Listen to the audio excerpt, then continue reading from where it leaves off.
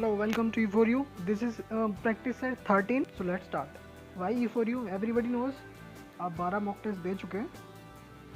Number 1 सबसे पहला question है, a man having no hair on the scalp. तो ऐसे इंसान को बाल्ड बोला जाता है, गंजा जिसको बोलते हैं. Next is the act of practice of walking in the sleep, that is somnambulism. नींद में चलने की जो बीमारी होती है या जो भी प्रैक्टिस होती है, जो लोग नींद में चलते हैं उनको सोमनाबुलिज्म इस एक्ट को कहा जाता है.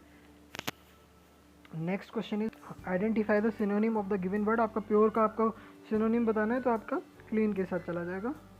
नेक्स्ट क्वेश्चन है आपका इडियम फ्रेज. आपको टू स्मेल अ रैट, इसका आपको इडियम का आपको इसका मतलब बताना है. इसका मतलब होता है टू सस्पेक्ट अ ट्रिक और डिसिट, किसी चाल को समझ जाना पहले से. टू स्मेल अ रैट मतलब पहले से ही क्या हो जाना, आपको ऐसा अंदेशा हो जाना कि कुछ यहाँ पे कुछ चाल है, यहाँ पे कुछ धोखा हो सकता है या कुछ ऐसा. तो टू स्मेल अ रैट इस सेंस में चला जाता है. हम आपको इस प्रैक्टिस सेट में या जो जिन लोगों ने पहले प्रैक्टिस सेट देखे होंगे उन लोगों को पता होगा कि किस तरह से हम एक स्ट्रेटेजिक अप्रोच की तरह आपको प्रैक्टिस सेट सॉल्व करना सिखाते हैं. आप देखोगे आगे क्वेश्चंस में तो आपको पता चलेगा. विद इन 7 मिनट्स हमारा टारगेट रहता है कि आपको 7 मिनट के अंदर अंदर पूरा एयरफोर्स का आप जो इंग्लिश का जो पोर्शन है आप उसको कवर कर रहे होंगे.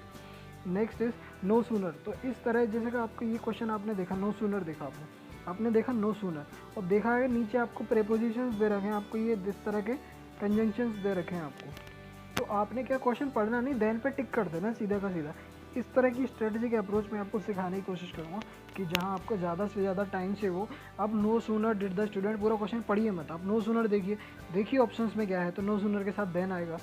ये कुछ फिक्स रूल्स हैं. अच्छा आप एक काम और करिए, जो वीडियोस जो दे रखी हैं आपको कंजंक्शन के, एडजेक्टिव के, एडवर्ब की, जितने भी पार्ट्स ऑफ स्पीच होते हैं उन सब की वीडियोस चैनल पे पड़ी हुई हैं. आप उनको एक तरह से जाके देखोगे ना तो आपको ऐसे ही कुछ short tricks, short approach, direct answer तक पहुंचने की जो अप्रोच है वो आपको. जैसे आपने क्वेश्चन में वर देखा, वर के बाद आपने यहाँ पे बाइक देखा, तो आपने देखा ये सेंटेंस पैसिव में दिया हुआ है, तो वर के बाद जो आएगी वो थर्ड फॉर्म आएगी.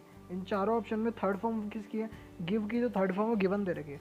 आपने क्वेश्चन देखना ही नहीं, पढ़ना ही नहीं, तो इस तरह से आप क्वेश्चन पेपर में आप पाओगे कि किस तरह से आप अपना टाइम सेव कर रहे हो. Make haste otherwise you will miss the bus. Next is she was removed. Removed के साथ जो प्रीपोजिशन चलेगा from.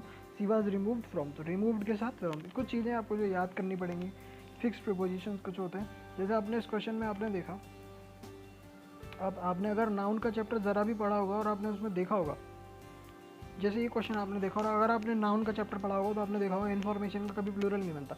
Option number B part पे टिक कर दिया, इसका इन्फॉर्मेशन ही होगा, इन्फॉर्मेशन नहीं होगा. ऐसे यहाँ से रिमूव होगा. Next is I order her about as see if. तो आपने देखा ज़रा यहाँ पे एज इफ़ दे रखा है, और इस क्वेश्चन में दे रखा है मैं उसको ऑर्डर करता अगर वो मेरी वाइफ होती है, तो नहीं ना, होती तो. कंडीशनल सेंटेंस है.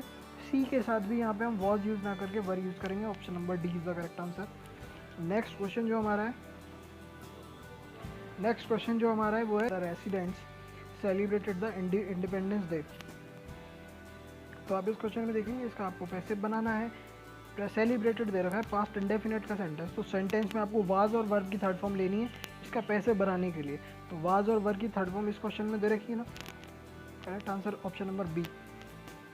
इस तरह से आप देखोगे किस तरह से डायरेक्ट अप्रोच. आपने क्वेश्चन पूरे चारों ऑप्शन पढ़ने में टाइम वेस्ट नहीं करना, आपने वाज वर्ब की थर्ड फॉर्म देखनी है. Next is last year the performance of the production unit was fantastic. Next is he was removed. removed के साथ जो fixed preposition आएगा वो from आएगा. I shall tell you when she comes. ये कंडीशनल सेंटेंस है. एक सेकंड लूँगा मैं आपकी इसको समझाने के लिए. तो इस क्वेश्चन में आप अगर देखोगे तो दो सेंटेंस आपको दिए होंगे. एक आपको फ्यूचर का दिखेगा, एक आपको इंडेफिनेट का दिखेगा, प्रेजेंट का दिखेगा. इसमें होता क्या है कि आपको क्या करना है कि दो एक्शन दे रखे होंगे. इन दोनों एक्शन में एक एक्शन पहले हो रहा होगा, एक एक्शन बाद में हो रहा होगा.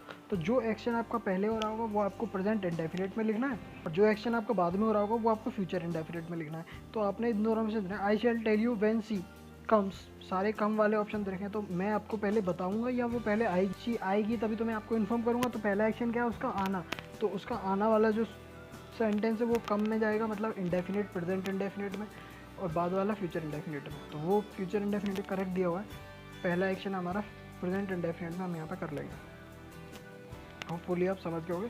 नेक्स्ट इज हमें क्राइम का आपको एडजेक्टिव बताना है. एवरीबडी नोज क्राइम का आपको एडजेक्टिव क्रिमिनल हो जाता है, criminal person, criminal lawyer. Next is आपको इसमें प्रीपोजिशन बताना है, पोलाइटली के साथ विद जाता है, इंसान के लिए अगर यूज़ हो रहा हो तो। Next is choose the correct word, आपको इसमें से MITTED परमिटेड की ये स्पेलिंग हो जाएगी। नेक्स्ट इज इसका आपको वॉइस बताना है। हज़ारों बार ये क्वेश्चन एग्जाम में पूछा जा चुका है। इस क्वेश्चन का आपको नोन टू मी हो जाता है, नोन के साथ जो प्रीपोजिशन चलता है वो टू चलता है। प्रेजेंट इंडेफिनिट होने की वजह से इसमें हम इज़ और वर्ब की थर्ड फॉर्म लेंगे। नेक्स्ट क्वेश्चन है हमारा, इसका आपको इनडायरेक्ट स्पीच बताना है। Indirect speech don't make us wait, told वाले जितने भी ऑप्शन है वो गलत हो जाएंगे। इस केस में ऑप्शन एक ही बचता है, आस्क्ड, क्योंकि आगे आपको देखो आपको सेंटेंस कैसा दे रखा है, don't make a noise. Imperative sentence अगर आपको दिया है तो आपका जो रिपोर्टेड जो स्पीच है, आपका रिपोर्टेड जो वर्ब है वो आपका आस्क्ड देम में कन्वर्ट हो जाएगा। नेक्स्ट इज अप्रोच चाहिए, आपको क्या करना है सीधे आंसर तक। नेक्स्ट आपको एडवाइस का एडजेक्टिव बताना है। एडवाइस का जो एडजेक्टिव जाता है वो आ जाता है आपका एडवाइजेबल के साथ। एनालिसिस का प्लूरल SES हो जाता है, SIS वाले सेंटेंस का SES हो जाता है।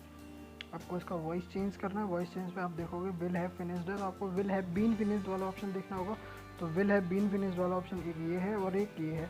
दो ऑप्शन में आपको देखना है। यहाँ क्वेश्चन में बाई टुमारो दे रखा है, ये बाई को खा गया है, इसमें कुछ कमी है।